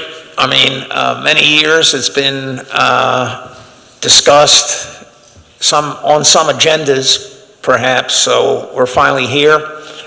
And what's even better, we have long reserved funds available to do this. The 2019 bonds, reserves, plus reserves otherwise set aside for the library.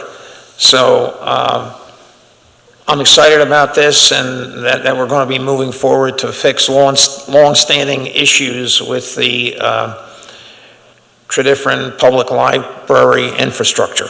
So I just wanted to confirm one thing, which is that, it seems to me that part of what the library is suffering from is over the years sort of having people who were sort of not the cheapest and not necessarily the best, and I just want to confirm that you do have confidence in these people to do the job right.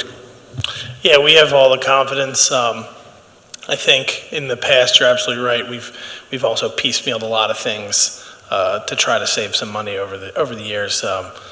One of the biggest issues that this addresses is the fact that there's a giant, essentially bowl on the library roof that water wants to go to and sits in.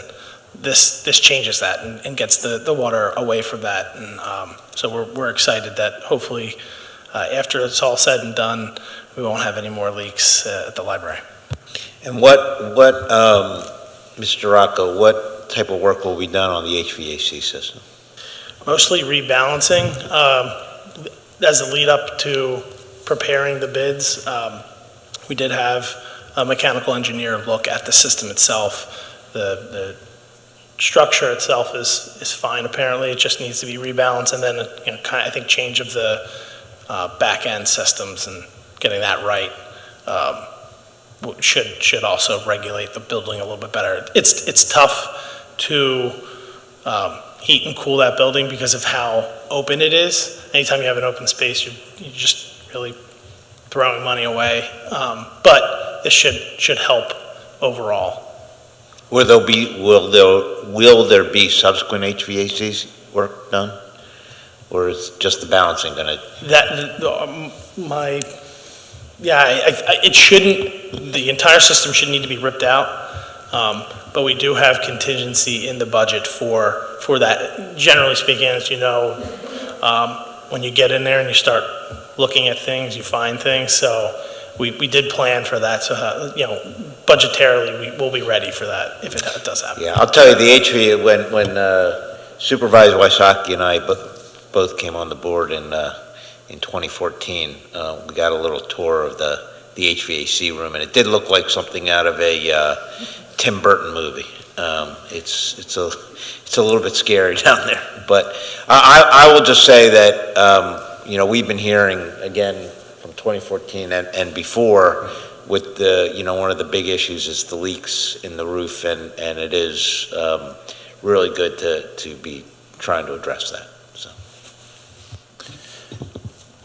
I'm all for this project. It's needed. It's great that it's happening. I'm glad that we have confidence in these contractors and that we have past experience with them. What other criteria did we use to decide upon these lowest responsible bidders, if any? Or No other criteria other than, generally when we do check references, if they were a new contractor to the township, we check references as best we can, and then try to go see past work if it's local, but, law requires us to, generally speaking, lowest qualified, just means because the board hasn't defined what qualified bidder is. Other than, qualified or responsible is generally, all their bid documents, their bond, all that stuff are submitted, properly with the bid, so. Okay, thank you. These contractors have done work for us before, though. We know them. Yes. Correct? Yeah. All right, any other board comment? Any public comment? We have a virtual looks comment. like Ms. Clark. Good evening. I'm glad to hear that we're going to get some work done for the libraries. What information do we have regarding the expected life expectancy for this new roof? And also what warranties do we have? And does this nullify any of the warranties that we have with any of the HVACs if they get bumped around a bit? I don't know how much is on the roof. But also, what are the outstanding warranties on our HVAC system? Thank you.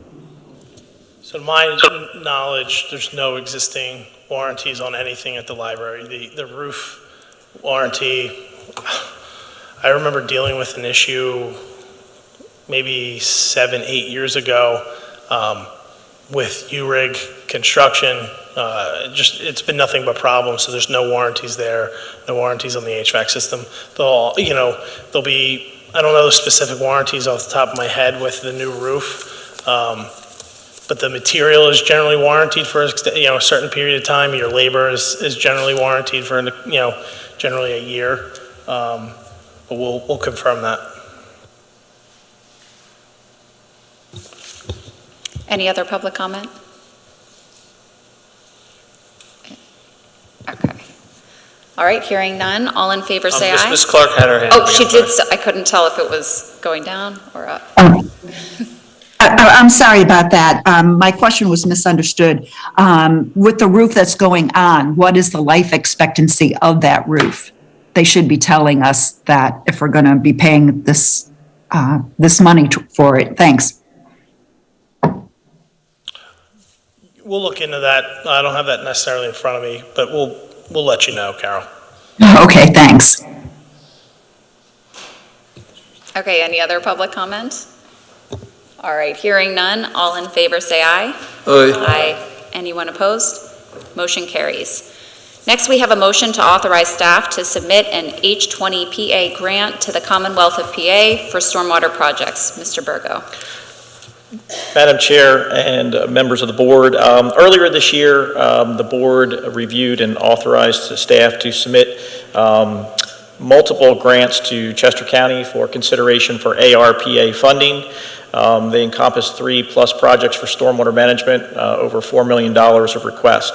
To date, the county has released about $39 million for health and human services. That was in round one back in September. There was about $62 million or so left. We expect some decisions on that later before the end of the year, according to the county. But so far, we haven't heard any positives on infrastructure funding. So the state of Pennsylvania has recently put out information for the H2PA stormwater grants and small water and sewer grants that are available for various size projects. Anywhere from $30,000 for the small sewer and water projects, all the way up to $20 million total for the H2O PA grants. Now, they don't have that kind of money for $20 million for a lot of people, but they do have a fairly considerable large pot. I think it's over $300 million of total money for the state of Pennsylvania. So that being said, there's grants applications that are due the 21st of December. And what we would like to request from the board is consideration for coming back up with the 3 grant applications we submitted for West Circular Avenue, Gregory Lane, and Willis, Woodcrest, and Upper Weedley, and to repackage that information and submit that to the Commonwealth of Pennsylvania for consideration for a grant. If the board authorizes us today to work on that, we will be preparing the packages and coming back to you on the 19th of December to ask for resolutions and some other documents we would need to include with that grant application before we submit it. So at this point, if any board has any questions, we can certainly entertain them. Thank you.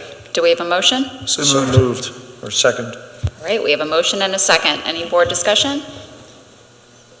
Any public comments? Hearing none, all in favor say aye. Aye. Anyone opposed? Motion carries. Next, we have a motion to approve the proposal from the lowest qualified bidder for a cured-in-place pipelining rehabilitation project in multiple locations throughout the township. Mr. Fitzgerald. Thank you, Madam Chair, members of the board. We put this project out to bid via pen bid. We opened the bids on November 22nd. We received 5 bids. They're listed in your handout. The lowest bidder, Insituform Technologies, is well known in the region for the installation of cure-in-place. Brown and Caldwell did the background checks and stuff. They expect them to do everything on this project as expected. Based on this information, staff and Brown and Caldwell recommend the lowest bidder, Insituform Technologies, for the amount of $153,607. Thank you. Do we have a motion? So Second. Second. Any board discussion? Well, I have a question or an observation more than anything, which is looking at the numbers. There are 3 of them that are sort of at the bottom, close together. And then there's one that's quite a bit higher, and then there's one that's more than twice that. Is it just that those people want to bid but don't want the business? Or, I'm kind of puzzled by that. Is their process different, or what's different about that? Well, I think what it shows us is that our pricing is rather competitive, and we got a good price because there's so many there so close together. So I'm personally rather happy with that. Yeah, I would, and Ms. Fitzgerald, I don't know if this is your experience, I would say that to see numbers like that grouped is more the exception than the rule. You normally can get 2 times, 3 times differences in bids, and that tends to be more common, that they're just sort of scattered all over the place. Yeah, I was really surprised when we opened them for how close they were together. They're usually all over the place, and you're really worried about, the lowest qualified bidder. And Insituform's been doing this work for years, so is SWRP. We've done work with both of those companies in the past, so.